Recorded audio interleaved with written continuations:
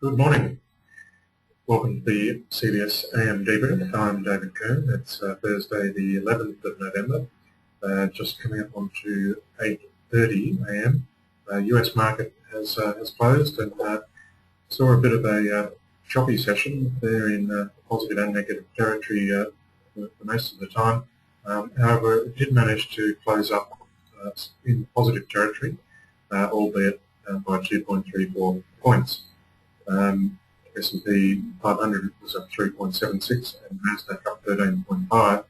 So seems to be a little bit of sort of sitting on collective sitting on hands there, perhaps with expectations towards the reaction that might be given from the other 19 members of the G20 to the US action on quantitative easing, which I suspect is going to draw some indignation from the other participants in terms of the threat it poses to the global recovery and how the US action there and weakening of the dollar there is affecting other economies. And of course we're seeing this locally with some of our politicians realising that it really does have some effects when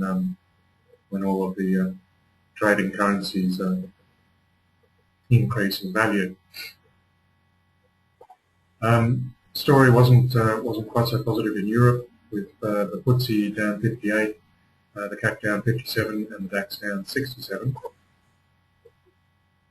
I believe there was some data out towards the end of the European close concerning some improvement in some of the troubled states there, Iceland and Ireland, in terms of their debt situation.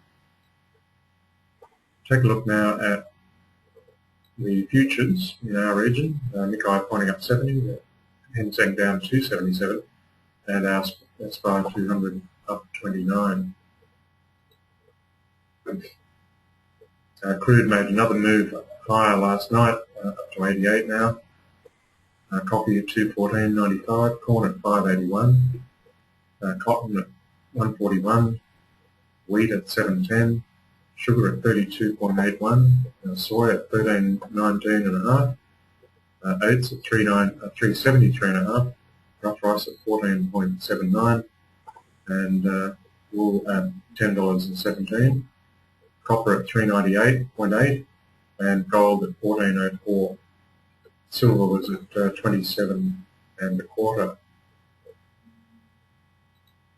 Currencies: the euro is buying 1.3776, the pound 1.6116, US dollar 82.3060, and the Aussie was buying 1.0059 US dollars, and the US dollar was buying 1.0004 Canadian and 0.9716 Swiss francs. Economic calendar for today, of course, the G20 meeting today and tomorrow. Then into some US trade numbers, which are already out, pretty much right on expectation there. New Zealand performance manufacturing, some Japanese machine orders month on month and year on year, and then one to look out for at 11:30 are our unemployment or employment numbers. 20 is the figure expected, 49.5 the previous. If we saw a big number there, we'd probably expect that to be reasonably supportive of the Aussie dollar, although any action that the RBA can take on that front is unlikely to occur before February next year. Then we've got some data out of Japan, China, with CPI year on year, and some purchasing price index numbers. These are all reasonably significant without being likely to rock any boats. Going into tomorrow, Chinese property prices rather, more of the G20 talk fest, and then Eurozone GDP data, and big one there will be the Eurozone quarter-on-quarter figure. the forecast is for 100%, and the previous was 1%. And then finally wrapping out the week with the University of Michigan confidence numbers for November. Okay, I will just have a quick look here at the Falcon. This is the US dollar index, so we did see that, we've seen that bounce off the 76 level. Did lose a little bit of height on the day to close out at 77.78. A couple of trades that we've been, that I suggested I think last week in the uranium space for Bannerman, certainly doing quite nicely there. And the other was Paladin.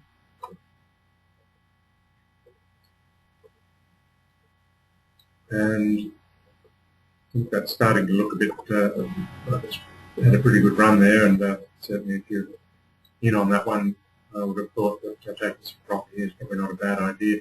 Got a lot of gaps down here that could be, that might want to be filled at some point. Or alternatively, you could use a trailing stop as it does get some extra height up there. Just take a quick look at the natural gas, if I can find it. There it is. People that are in the natural gas warrant, that's well in profit now. It's up about 30%. So the warrant price was around 2,200, and I believe that's up now around 3,000. So that's quite encouraging. I would like to see it sort of break a bit higher than this 405, 410 level, so that we've got a bit of clear air, so to speak, upwards. Still plenty of time in that warrant though, so yeah, happy to see how we go there.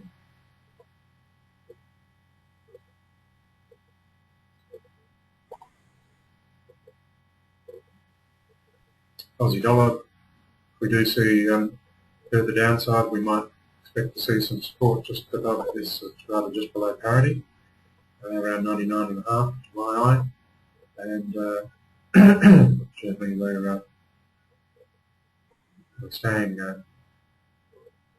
staying here in this upward trend for now.